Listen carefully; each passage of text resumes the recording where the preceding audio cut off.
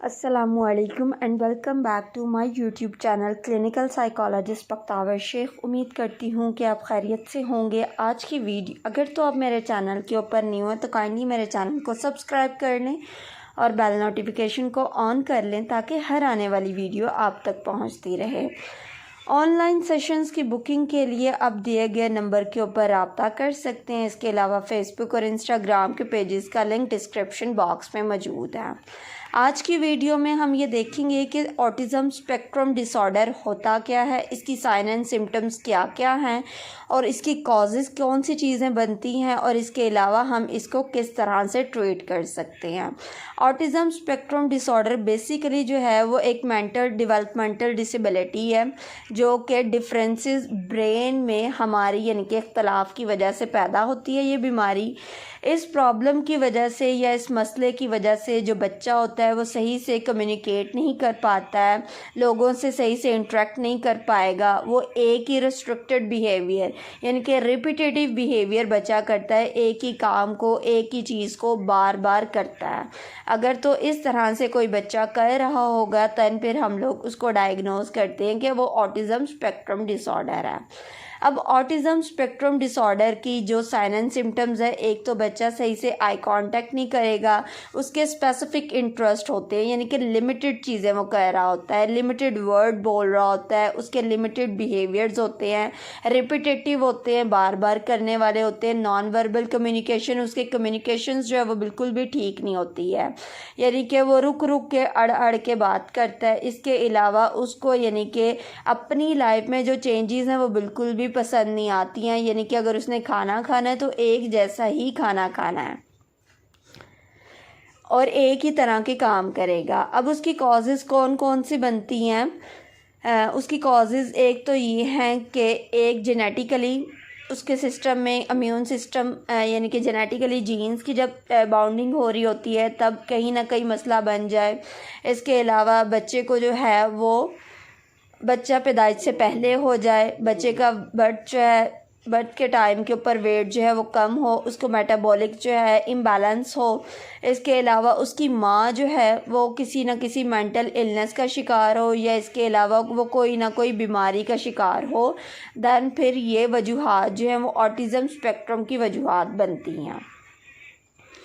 اب autism spectrum ڈس order کا جو ڈیوریشن ہے وہ کتنا ہوگا؟ آٹزم اسپیکٹرم ڈس آرڈر بیسیکلی 3 ایئر کے بعد سٹارٹ ہوتا ہے، یعنی کہ 3 سال کے بعد بچے میں جو ہے وہ یہ علامات جو ہیں وہ سمٹمز جو ہیں وہ نظر آنے سٹارٹ ہوں گی، اور یہ لائف ٹائم جو ہے وہ چل سکتی ہیں۔ اس کے علاوہ کیونکہ یہ ڈیولپمنٹل مائلسٹونز ڈیلیٹ کے بعد اس کی وجہ بنتی ہیں، تو یہ ساری زندگی انسان میں چلتی ہیں۔ ہاں یہ ہے کہ بچہ جو ہے وہ کوپنگ اسکل سیکھ لیتا ہے اور اس کی جو سمٹمز ہیں وہ کم ہو جاتی ہیں اگر اس کا ٹریٹمنٹ ہوتا رہے تو۔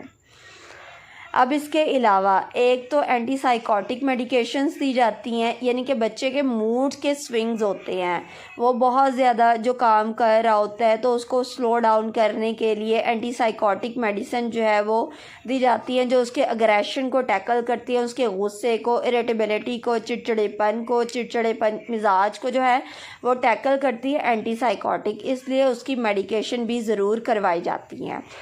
اور اس کے علاوہ اس کے اوپر جو ہے وہ سائیکالوجیکلی ورک کیا جاتا ہے۔ ایک تو اس کی بیہیویئر مینجمنٹ تھراپی، یعنی کہ اس کے بیہیویئر کو مینیج کرنا سکھائیں گے، CBT اپلائی کی جاتی ہے، ارلی انٹروینشنز جو ہوتی ہیں وہ بچے کو دی جاتی ہیں، ایجوکیشن اور اسکول میں جو ہے وہ اس کو تھراپیوٹک ورک کیا جاتا ہے۔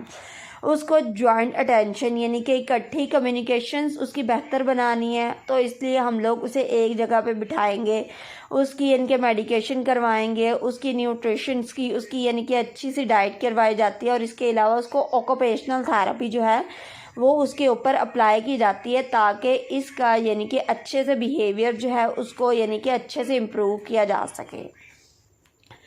اس کے علاوہ اس کا سب سے بیسٹ جو یعنی کہ افیکٹو ٹریٹمنٹ ہے وہ ہے بیہیویئر انالیسز اپلائیڈ۔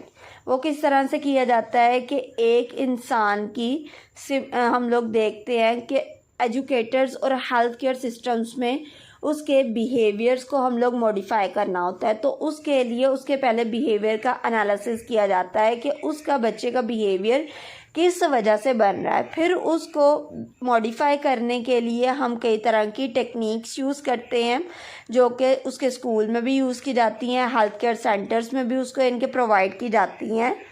تو اس طرح سے بچے کے بیہیویئرس کو ہم لوگ ماڈیفیکیشن کرتے ہیں. اس کے علاوہ بچے کو سوشلی طور پہ انٹریکٹ کروایا جائے.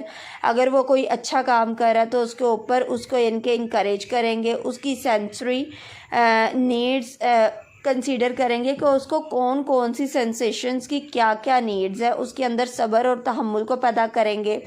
اسے ٹائم مینجمنٹ کرنا سکھائیں گے. اسے چیزیں دکھا کے پڑھانا سٹارٹ کروائیں گے. اس کو پریکٹس ٹرانزیکشنز کروائیں گے, یعنی کہ اس کی بار ایک چیز کی پریکٹس کروائیں گے. اس کو یعنی کہ تحمل کے ساتھ چیزیں کروائیں گے کہ وہ ایک ہی چیز کے اوپر فوکس کرے, وہ دوسرے بچوں کے ساتھ سیکھے. تو اس طرح سے بچوں کو جو ہے بہتری آ جا سکتی ہے. Thank you so very much for watching this video. اللہ حافظ.